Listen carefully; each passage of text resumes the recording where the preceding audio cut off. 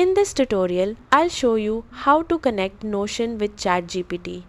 By the end, you'll be able to let ChatGPT access your Notion workspace so it can search, summarize, and work with your notes and pages. Open ChatGPT and click Settings, then go to Connectors. Find Notion in the list of available connectors and click Connect. Sign in to your Notion account if prompted, then review the permissions and select the workspace you want ChatGPT to access. Click Allow Access or Authorize to complete the connection. Once the connection is complete, return to ChatGPT and confirm that Notion appears as a connected service. You can now use ChatGPT to search your Notion workspace, summarize pages, and help you work with your notes depending on the features available with your account.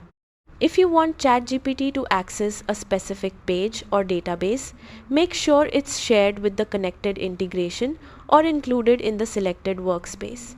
You can update these permissions at any time from Notion. If the connection doesn't work, verify that you're signed in to the correct Notion account, check that you've selected the right workspace, and reconnect the integration if necessary. That's how to connect Notion with ChatGPT. Thanks for watching.